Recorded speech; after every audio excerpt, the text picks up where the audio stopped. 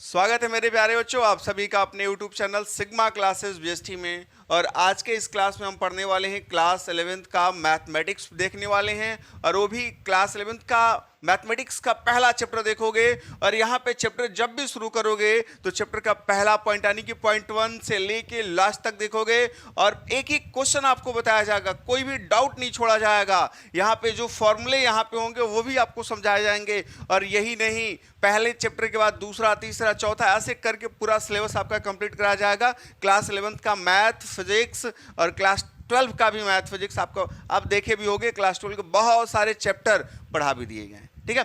तो चलो, आज का हमारा जो चैप्टर है उस चैप्टर का नाम है समुच्चय। आप जानते हो कि पहला चैप्टर क्या होगा, आपका सेट होगा यानी समुच्चय होगा, और जो दूसरा चैप्टर होता है संबंध एवं फलन होता है, ठीक है, जो समुच्चय से ही लगभग रिलेटेड होता है।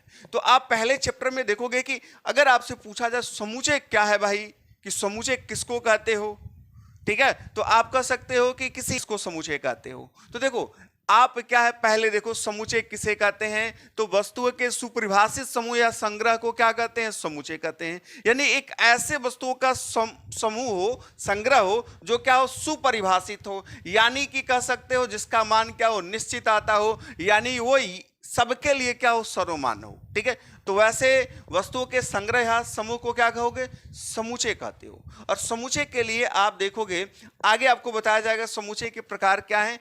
और यहाँ पे दूसरा डिफिनेशन आप देख सकते हो, ऐसे वस्तुओं या पदों के संग्रह को समुच्चय कहते हैं जिनमें कोई विशेष गुण पाया जाता हो, जिनमें कोई विशेष गुण पाया जाता हो। जैसे कह दे सम संख्याओं का संग्रह, तो सम संख्याओं का संग्रह में सिर्फ सम ही संख्या आएगा। अगर बोले विषम संख्याओं का संग्रह, तो विषम संख्याओं के संग्रह में सिर्फ विषम संख्या आएगा, ठीक है।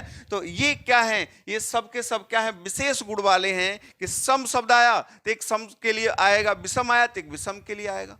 तो इस तरीके का अगर कोई भी संग्रह बनता है तो हमारा क्या कहलाता है, समुच्चय कहलाता है, ठीक है।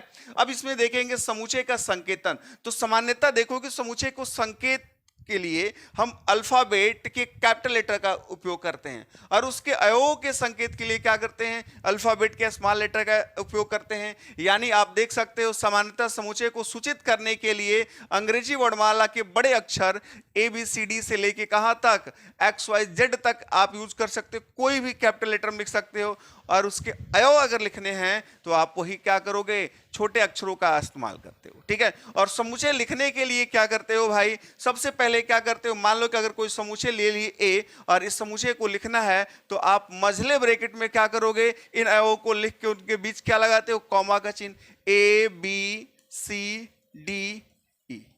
बात समझ में आई कि नहीं। अब इसमें एक चीज और होता है, इसमें दो सिंबल और यूज किए जाते हैं। ये आपका एक सिंबल हो गया, और यही आपका ऐसे बना के ऐसे काट देते एक सिंबल। तो इसको हम लोग कहते हैं अवयव, और इसको कहते हैं अवयव नहीं।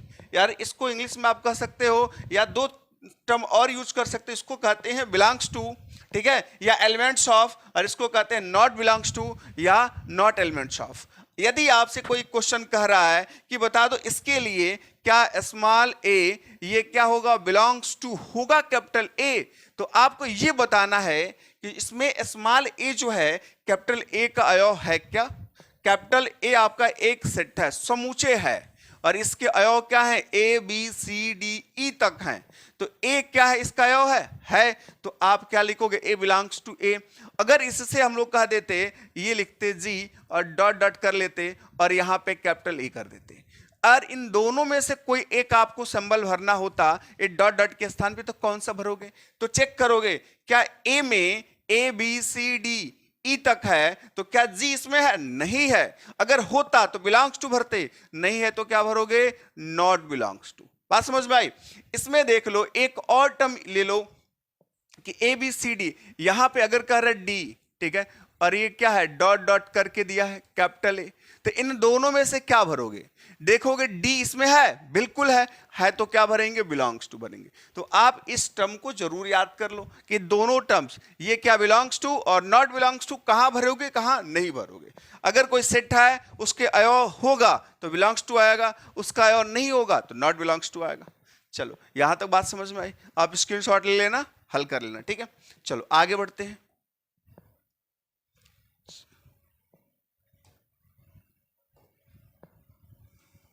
चलो अब हम बात करेंगे समुच्चय के निरूपण की। देखो अब यहाँ पे बात करेंगे समुच्चय के निरूपण की। तो समुच्चय को निरूपित करने की मुख्यतः दो विधियां हैं। पहली जो विधि है वो क्या है, तालिका या रोस्टर विधि कहलाती है, और दूसरी विधि क्या, गुण या समुच्चय निर्माण विधि कहलाती है।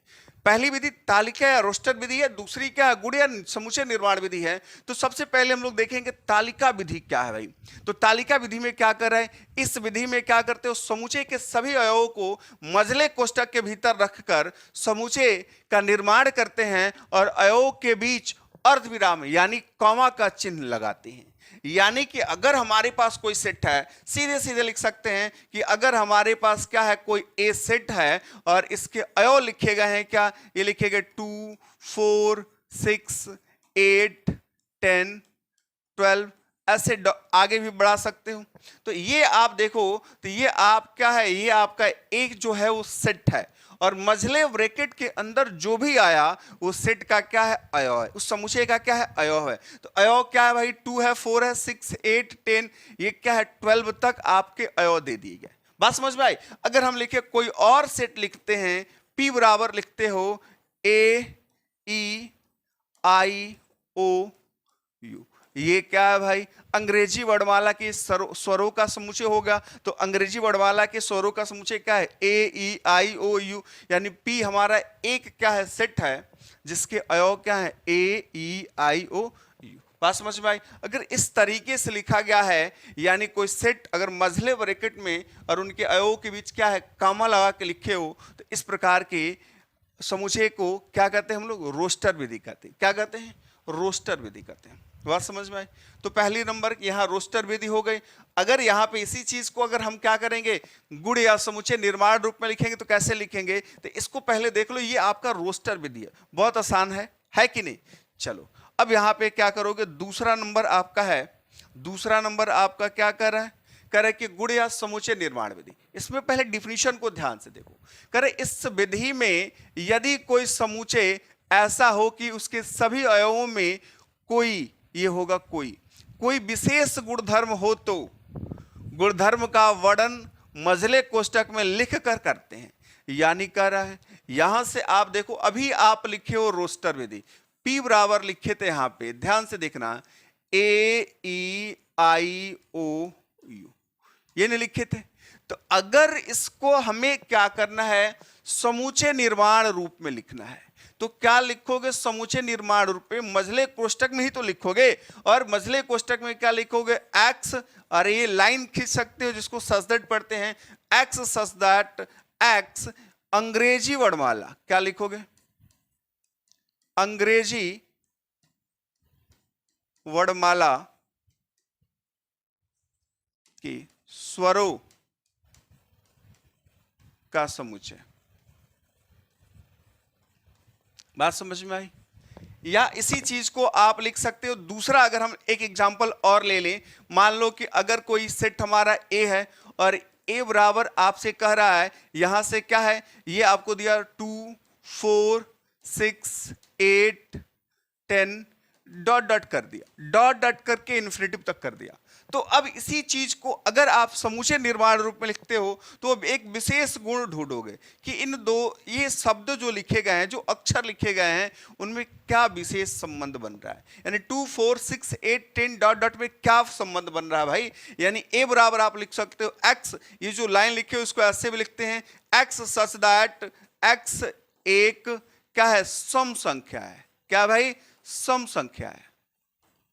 ध्यान से देखना, और सम संख्या कहां तक है, ये क्या है, डॉट डॉट में है, तो आप कहीं तक इतना लिख दोगे तो बात बन जाएगी। ये आपका नीचे वाला क्या, समुच्चय निर्माण रूप है, यानी कि उस विशेष गुण को, यानी 2 4 6 8 10 डॉट डॉट में क्या विशेष गुण है कि वो संख्याएं क्या है, सभी की सभी क्या है, सम संख्याएं। क्या है, सम संख्या है। बात समझ में आ रही है। अगर आपसे यहीं पे लिखा गया हो, एक और सेट ले लो, अब यहां पे लिख दिया गया क्या, ध्यान से देख लेना, ये लिखा गया है, ये चलो हम P बराबर एक और सेट ले लें, और ये कह रहा किसी अंग्रेजी वर्णमाला का बड़ा अक्षर ले लोगे तो बात बन जाएगी। अब यहां पे ले लें, ये 1 हो गया, 2 हो गया, सॉरी ये क्या हो गया, 3 हो गया, 4 हो गया, 5 हो गया, यही तक है। और ये आपको अगर लिखना हो किसमें, समुच्चय निर्माण रूप में, तो इसको क्या लिखोगे, एक्स सच दैट, या एक लंबा लाइन खींचो उसको भी सच दैट पढ़ते हैं, x such that x is equal to, अब दो तरीके से लिख सकते हो, x is equal to n लिखो, या x such that x is x belongs to, क्या लिखोगे आप लिख सकते हो R, x belongs to r, यानी x क्या है, एक रियल नंबर है और x का वैल्यू कहां तक है, और कॉमा दे के लिख सकते हो x, क्लियर। दो तरीके से लिख सकते हो, रियल नंबर है आपका, या आप लिख सकते हो ये नेचुरल नंबर है, यहां पे क्या लिख सकते हो, नेचुरल नंबर है, x बिलोंग्स टू n, ये प्राकृतिक संख्या है। और एक प्राकृतिक संख्या कहां से है भाई, ये कह रहा है x is less than r equals to 5, यानी x का जो मान है वो कहां से कहां तक है, यानी 5 के बराबर है, नहीं तो उससे क्या है, छोटा है। और जो प्राकृतिक संख्या शुरू होती है 1 से ही शुरू होती हैं, यानी छोटा भी लिखते आओगे तो यहीं तक लिखोगे। तो एक विशेष गुण के साथ इसको अगर वर्णन करते हो तो ये हमारा क्या होगा, समुच्चय निर्माण रूप कहलाता है। ठीक है, यहां तक बात समझ में आ रही है, यहां तक कोई दिक्कत है? चलो आगे की तरफ बढ़ते हैं, ध्यान से देखना, आगे की तरफ बढ़े हम लोग। आगे क्या देखो, अब हमारा ये क्या चैप्टर आ गया। अब इस चैप्टर में ध्यान से देखोगे, ये चैप्टर कह क्या रहा है, बहुत आसान है चैप्टर, ध्यान से देखोगे तो सब कुछ समझ में आएगा। ये सिर्फ आपसे कह रहा है कि क्या करना, निम्नलिखित में से कौन से समुच्चय हैं, अपने उत्तर का औचित्य बताइए। आपको पढ़ना है और बताना है कि समुच्चय कौन सा है। तो ये कह रहा है, देखो ध्यान से समझना, ये कह रहा है जे अक्षर से प्रारंभ होने वाले वर्ष के सभी महीनों का संग्रह। तो ये जो परिमित होगा, जिसको आप परिभाषित कह सकते हो, अगर कोई भी हमारा सेंटेंस क्या हो, परिभाषित हो, जो सबके लिए क्या हो, समान मान देता हो, वो हमारे लिए क्या होगा, समुच्चय होगा। और ये कर जे अक्षर से प्रारंभ होने वाले वर्ष के सभी महीनों का नाम। तो जे अक्षर से प्रारंभ होने वाले वर्ष के कौन कौन से महीने हैं भाई, जनवरी है, जून है, जुलाई है, 12 महीनों में 3 महीना ही क्या है, जे अक्षर से प्रारंभ होता है, यानी ये वाला हमारा क्या है, याद रखना, ये समुच्चय है। संग्रह बना रहा है, ये संग्रह क्या है, सबके लिए सर्वमान्य है, परिभाषित है, यानी ये हमारा समुच्चय है। अब करें भारत के 10 सबसे अधिक प्रतिभाशाली लेखकों का संग्रह। एक चीज इसमें देख लेना, अगर हमारे पास बहुत सारे लेखक उपलब्ध हों और उन लेखकों में हमें क्या करना है, चेक करना हो कि प्रतिभाशाली कितने लेखक हैं, तो क्या करोगे, अगर कई सारे व्यक्ति आए तो कई सारे अलग अलग लेखकों को प्रतिभाशाली मान लेंगे। मान लो कि हमने जिसको प्रतिभाशाली माना उसको आप नहीं मानते हो, बात समझ में आई। यानी कि अगर प्रतिभाशाली हमको मानना है तो अलग अलग खाका हम लोग देखते हैं, हर एक व्यक्ति अपने तरीके से सोचेगा। तो वैसे ये परिभाषित नहीं है, तो परिभाषित नहीं है तो क्या होगा, समुच्चय नहीं कहलाए। क्यों? क्योंकि जिसको हम प्रतिभाशाली मानेंगे आप उसको नहीं भी मान सकते हो, आप जिसको मानते हो उसको हम नहीं भी मान सकते हैं। इसीलिए ये भारत के 10 सबसे अधिक प्रतिभाशाली लेखकों का संग्रह जो होगा, ये आपका समुच्चय नहीं कहलाए। ठीक है, अब करें विश्व के सर्वश्रेष्ठ 11 बल्लेबाजों का संग्रह। अब बता दो बाबू, विश्व के सर्वश्रेष्ठ 11 बल्लेबाजों का संग्रह बताना है। अगर मेरा फेवरेट बल्लेबाज अगर महेंद्र सिंह धोनी है तो आपके हो सकते हैं विराट कोहली हो, बात समझ में आ रही है। हो सकता है किसी का क्या हो, गिल हो सकता है कि किसी का क्या हो, जायसवाल हो। अलग अलग प्लेयर अलग अलग लोगों को क्या कर सकते हैं जी, यहाँ पे सर्वश्रेष्ठ मान सकते, अलग अलग लोग अलग अलग प्लेयरों को क्या कर सकते हैं, सर्वश्रेष्ठ मान सकते हैं। तो यहाँ पे जो कह रहे विश्व के सर्वश्रेष्ठ 11 बल्लेबाजों का संग्रह बनाना, ये क्या है, परिभाषित नहीं है, इसीलिए हमारा समुच्चय ये नहीं कहलाएगा। आपकी कक्षा के सभी बालकों का संग्रह, अगर आप जिस कक्षा में पढ़ते हो तो सभी बालकों का संग्रह, यानी कि सभी बालकों को काउंट कर सकते हो, वो परिभाषित है कि कितने बच्चे हमारी कक्षा में पढ़ते हैं, यानी ये हमारा क्या होगा, समुच्चय होगा। अब ये कह रहा 100 से कम सभी प्राकृतिक संख्याएं, अगर 100 से कम लिख रहे हो तो 1 2 3 डॉट डॉट क्या लिखोगे, 99, यानी कि टोटल नंबर्स काउंट कर सकते हो, कितना होगा, 99 होगा, यानी कि ये क्या है, परिभाषित है, ये हमारा क्या समुच्चय होगा। लेखक प्रेमचंद्र द्वारा लिखित उपन्यासों का संग्रह, यानी कि लेखक जो प्रेमचंद्र हैं उनके उपन्यासों का अगर हम गिनना प्रारंभ करें तो ये क्या है, काउंट किया जा सकता है, इसलिए क्या है, समुच्चय कहलाएगा। सभी समपूर्णांकों का संग्रह, अब समपूर्णांक बनाओगे तो क्या लिखोगे जी, 2 4 6 8 10 12 14 16 डॉट डॉट। ये देखोगे ये क्या है आपका डॉट डॉट करके अनंत तक जा रहा है, लेकिन इसमें क्या है, एक क्या है गुणधर्म मिल रहा है कि सबके पदों के बीच दो दो का अंतर है। ये भी कह सकते हैं सब क्या है, सम है। तो इनमें क्या है, एक गुणधर्म मिल रहा है, यानी ये क्या होगा आपका समुच्चय कहलाएगा। ठीक है, और इस अध्याय में आने वाले प्रश्नों का संग्रह ये भी तो काउंट किया जा सकता है, ये भी तो परिभाषित है, ये भी आपका क्या होगा, समुच्चय होगा। क्लियर। और विश्व के सबसे अधिक खतरनाक जानवरों, विश्व के सबसे अधिक खतरनाक जानवरों का संग्रह। अब ये भी आप सोच लो कि अगर हम कुत्ते को अपने घर पे रखे हैं तो कुत्ता हमारे लिए खतरनाक नहीं हो सकता है, लेकिन अगर कोई दूसरा व्यक्ति आएगा तो उसके लिए वो क्या होगा, खतरनाक होगा। अगर कोई व्यक्ति शेर को अपने घर पे रखा है तो उस व्यक्ति के लिए हो सकता है वो खतरनाक ना हो, लेकिन किसी दूसरे व्यक्ति के लिए वो क्या होगा, खतरनाक होगा। तो आप ये भी डिसाइड नहीं कर पाओगे विश्व के सबसे अधिक खतरनाक जानवर कौन सा है। आपके लिए कुत्ता भी खतरनाक हो सकता है, लेकिन वो कुत्ता किसी दूसरे के लिए खतरनाक नहीं भी हो सकता है, इसीलिए परिभाषित नहीं है। तो ये हमारा क्या होगा, ये हमारा समुच्चय नहीं होगा। बात समझ में आई। चलो, ये पहले का क्वेश्चन तो हम लोग कंप्लीट कर लिए। ठीक है, इसके आगे बढ़ेंगे। बात समझ में आ रही है ना। चलो आप नोट कर लेना, आगे बढ़ते हैं। क्लियर। चलो अब देखो, ये देखो कितना जबरदस्त क्वेश्चन है। ये कह रहा, मान लीजिए एक सेट हमको दिया है, एक सेट दिया है 1 2 3 4 5, ए में 1 2 3 4 5 6 तक एलिमेंट्स दिए गए हैं, और कह रहा है कि रिक्त स्थानों में उपयुक्त प्रतीक ये बिलोंग्स टू और नॉट बिलोंग्स टू भरना है। तो बता दो 5 डॉट डॉट करके ये दिया है, तो बिलोंग्स टू होगा कि नॉट बिलोंग्स टू। अभी हमने बताया आपको कि अगर ए में ये 5 होगा तो देखो 5 है, ए में 5 है, तो 5 है तो क्या लिखोगे, बिलोंग्स टू। ये भर दोगे क्या, बिलोंग्स टू। ठीक है, कहीं 8 दिख रहा है, नहीं दिख रहा है, तो क्या भरोगे, नॉट बिलोंग्स टू। कहीं 0 दिख रहा है, नहीं दिख रहा है, तो क्या भरोगे, नॉट बिलोंग्स टू। इसमें देखो 4 है तो क्या भरोगे, बिलोंग्स टू। 2 है तो क्या भरोगे, बिलोंग्स टू। इसमें 10 कहीं नहीं दिख रहा है तो क्या भरेंगे, नॉट बिलोंग्स टू। बात समझ में आई। चलो ये भी कंप्लीट। चले आगे बढ़ते हैं। चलो भाई, अब देखो यहां पे अब आपका क्वेश्चन ठीक ठाक मिल रहा है। कह रहा है निम्नलिखित समुच्चयों को रोस्टर रूप में लिखिए। ये देखो समुच्चय निर्माण रूप में दिया हुआ है, ये पहला नंबर ध्यान से देखो, समुच्चय निर्माण रूप में दिया हुआ है और हमको लिखना क्या है, रोस्टर रूप में लिखना है। अगर हम इसमें रोस्टर रूप में लिखने की बात करते हैं तो क्या लिखोगे रोस्टर रूप में। ये कह रहा ए इज इक्वल टू, ये a इज इक्वल टू, पहला नंबर हम लोग सॉल्व कर रहे हैं, तो ये कर रहे a is equal to x such that x एक पूर्णांक है, और वो पूर्णांक क्या है, ये कर रहे x का जो मान है -3 से बड़ा है और 7 से क्या है, छोटा है। तो पूर्णांक लिखो आप यहां मझले कोष्टक में पूर्णांक लिखो जो -3 से बड़ा हो। तो -3 से बड़ा जब देखोगे तो एक संख्या लाइन खींच लो, तो ये क्या होगा, -3 -2 -1 0 1 2 3 डॉट डॉट करके क्या लिखोगे, 7 तक अगर लिख लेते हो, इसके पहले क्या होगा, 6 आएगा, इसके पहले 5 आएगा, इसके पहले 4 आएगा। तो आपसे कह रहा है कि -3 और 7 के बीच चाहिए, तो यही ना नंबर्स आएंगे आपके, आएंगे कि नहीं।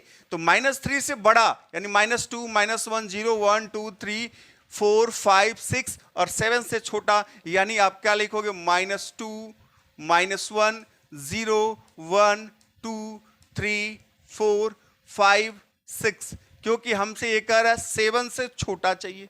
बात समझ में आई। तो ये आपका जो दिया हुआ था समुच्चय निर्माण रूप था, और ये जो दे दिया ये क्या है आपका, ये रोस्टर रूप में। तो समुच्चय निर्माण रूप को किस में बदलना था, रोस्टर रूप में। बात समझ में आ रही है। चलो यहां तक कोई दिक्कत है किसी को।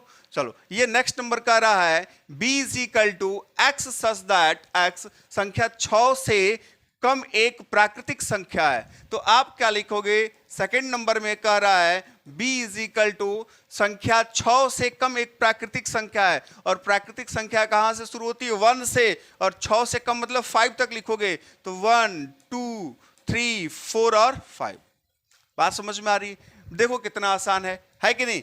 थर्ड नंबर क्या कर रहा है, थर्ड नंबर कह रहा है यहां से c is equal to x such that x 2 अंकों की ऐसी प्राकृतिक संख्या है जिसके अंकों का योगफल कितना है, 8 है। अंकों का योगफल 8 है। देखो अगर अंकों का योगफल 8 है तो क्या लिखोगे भाई? दो अंकों की संख्या लिखनी है, तो दो अंकों की संख्या अगर हम लिखें तो उसके अंकों का योगफल 8 भी चाहिए, तो क्या क्या हो सकता है? 17। 1 और 7 को ऐड करोगे तो क्या होगा? 8 आ जाएगा। अब क्या लिखोगे? 26 लिखोगे। देखो दोनों को ऐड कर लो, ये क्या लिखोगे? 35 लिखोगे। फिर क्या लिखोगे? 44 लिखोगे। फिर क्या लिखोगे? 53 लिखोगे। फिर आगे क्या? दो अंकों की बात कर रहा है तो 62 लिख सकते हो। फिर क्या लिखोगे? 71 लिख सकते हो। फिर 80 लिख सकते हो। बात समझ में आई? देखो 1 7 को ऐड करो 8 आएगा, 2 6 को ऐड करो 8 आएगा, 3 5 को ऐड करो 8 आएगा, ऐसे सबको ऐड 8 + 0 को ऐड करो 8 आएगा। तो दो अंकों की यही संख्या है जिनके अंकों का योगफल कितना हो जाएगा? 8 हो जाएगा। तो यही हमारा क्या होगा? आंसर हो जाएगा। ठीक है, अब डी नंबर कह रहा है, यहां तक तो नोट कर लिए ना? कोई दिक्कत है? चलो इसको हम यही नोट कर लेते हैं। ये आपका चौथा नंबर यानी डी नंबर। डी नंबर क्या कर? एक्स सच दैट एक्स एक अभाज्य संख्या है जो 60 की भाजक है।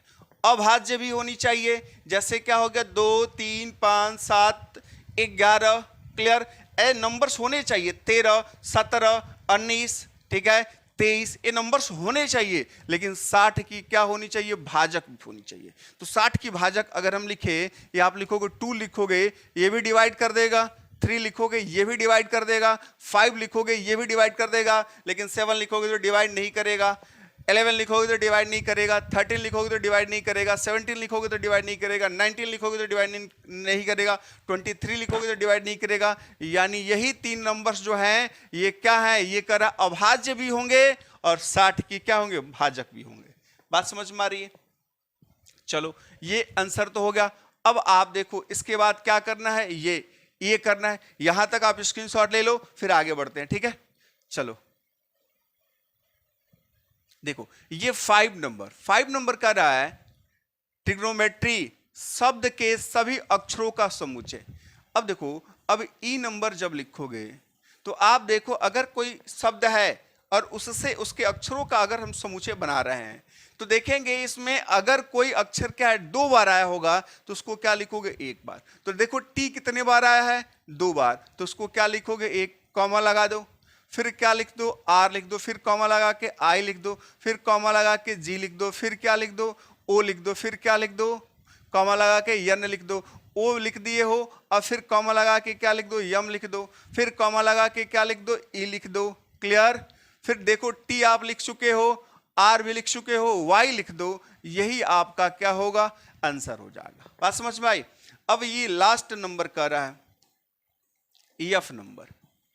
एफ नंबर क्या कर रहा है? बेटर शब्द के सभी अक्षरों का। तो बेटर क्या लिखोगे? बी लिखोगे, 1 ई लिखोगे, 2 टी है 1 टी लिखोगे, ई लिख चुके हो, अब क्या लिखोगे? आर। ये आपका आंसर हो जाएगा। बात समझ में आ रही? यहां तक कोई दिक्कत? देखो बहुत ही सिंपल है, समूचे जो है ज्यादा समय नहीं लगेगा। मात्र आप पहला ये लेक्चर देख रहे हो, पहला आपका क्या होगा? लेसन का पहला आपका जो पॉइंट होगा, यानी कि लेसन 1.1 जो होगा ये कंप्लीट हो गया। क्लियर? ये 1.1 आज कंप्लीट हो जाएगा इस वीडियो में। हम दूसरे वीडियो में देखेंगे तो इसके आगे देखेंगे, उसमें भी समय नहीं लगेगा। चलो यहां तक तो हो गया, कोई दिक्कत? आगे बढ़ते हैं। देखो ये चौथा नंबर क्वेश्चन है। चौथा नंबर क्वेश्चन कर रहा है निम्नलिखित समुच्चयों को समूचे निर्माण रूप में व्यक्त कीजिए। अब ये कह रहा है समूचे निर्माण रूप में व्यक्त कर दो बाबू। ये आपसे कह रहा है कि पहला नंबर 3 6 9 12 है, तो आप पहले को अगर लिखते हो समूचे निर्माण रूप में तो क्या लिखोगे? ये लिखोगे एक्स सच दैट एक्स।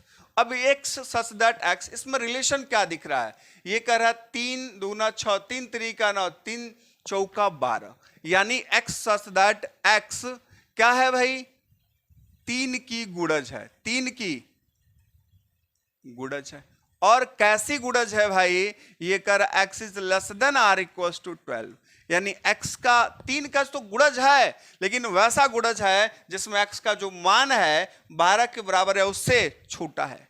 3 1 3, 3 दूना 6, 3 3 9, 3 चौका 12। बात समझ में आई? दूसरा नंबर आपका क्वेश्चन कर रहा है, ये कह रहा है 2 4 8 16 32, 2 4 8 16 32। बात समझ में आ रही? ये ध्यान से देखो, 2 4 16।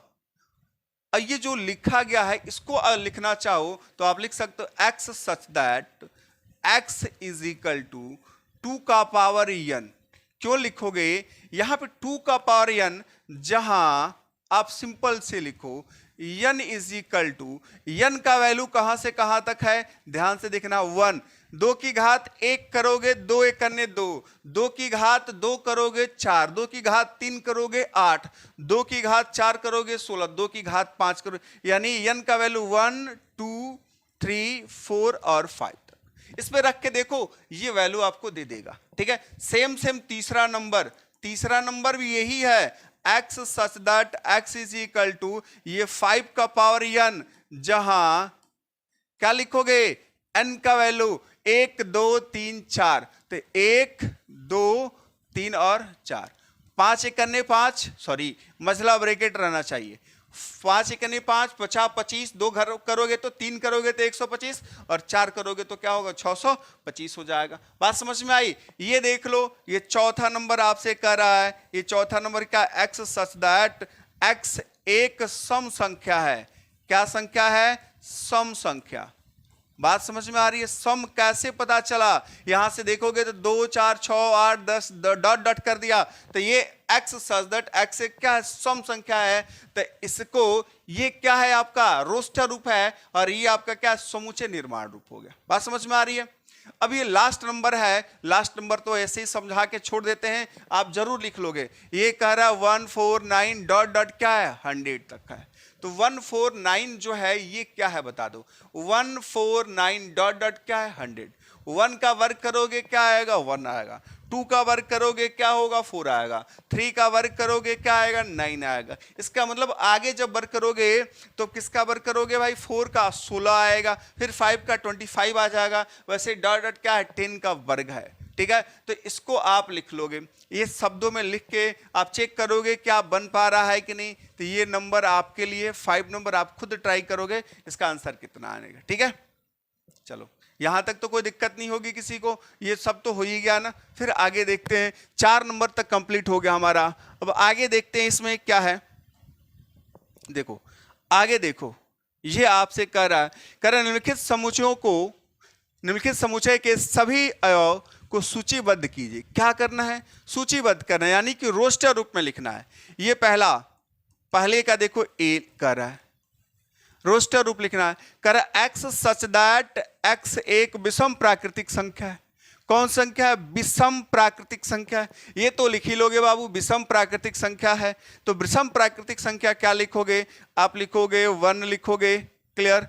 ये क्या लिखोगे, 3 लिखोगे, ये 5 लिखोगे, 7 लिखोगे, 9 लिखोगे। ये सब के सब क्या है, विषम, डॉट डॉट कर लो। ये आपका विषम प्राकृतिक संख्या हो गया। ये सेकंड नंबर क्या है, ये आप बी नंबर क्या लिखोगे, ये कह रहा है x सच दैट x एक पूर्णांक है, एक पूर्णांक है जो कितना है, -1/2 से बड़ा है और 9/2 से क्या है, छोटा है। तो अब देखो -1/2, जाहिर सी बात है -1/2 दिया गया है। अब इसको हल करोगे तो क्या होगा जी, माइनस तो रहेगा, 1 में 2 से भाग करेंगे तो आएगा 0.5।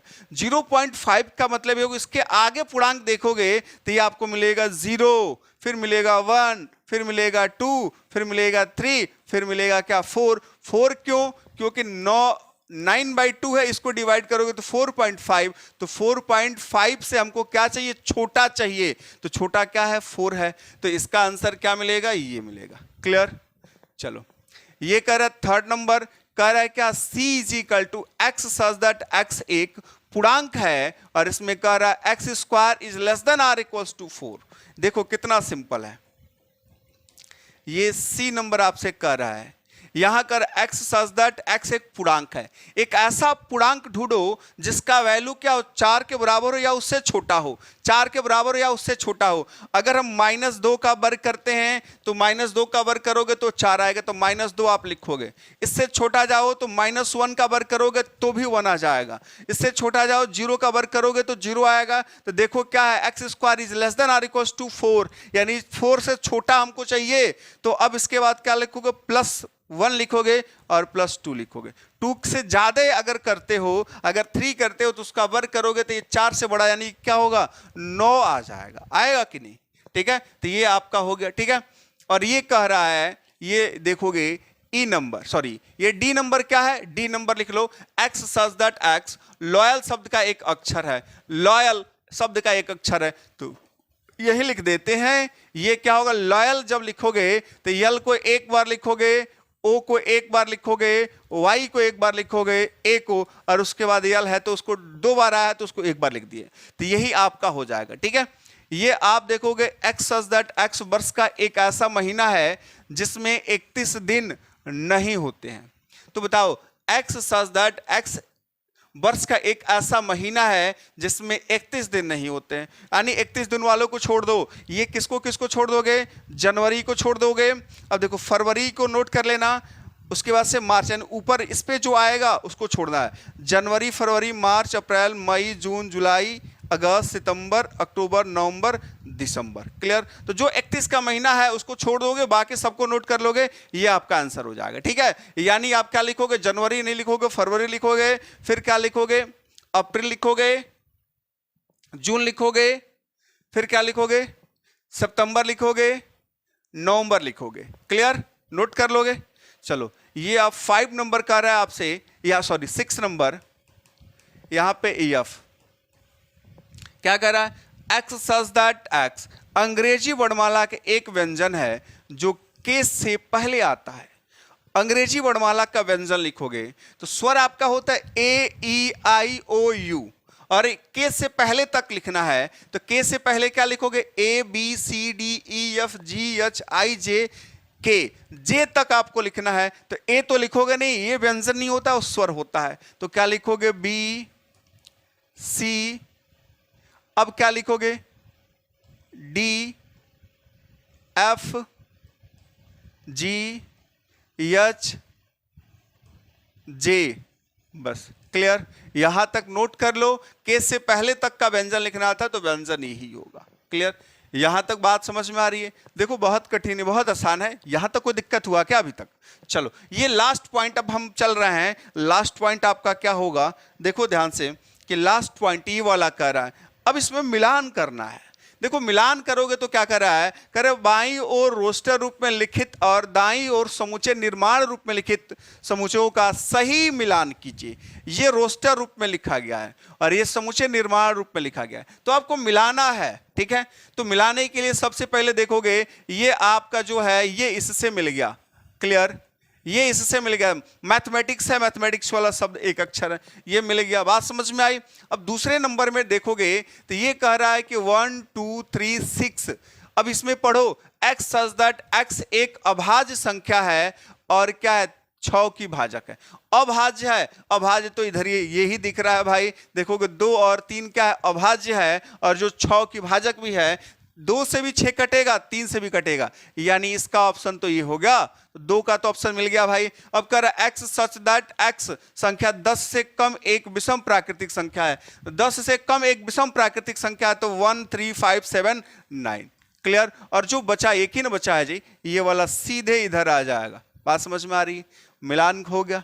यहां तक तो कोई दिक्कत है। देखो ये मैथमेटिक्स का एक आपका लेसन जो देखोगे, लेसन देखे हो, ये लेसन आपका क्या हो गया, ये 1.1 कंप्लीट हो गया। ये किस क्लास का था, ये आप शुरू से देख रहे हो तो आपको पता होगा, ये क्लास 11th का था।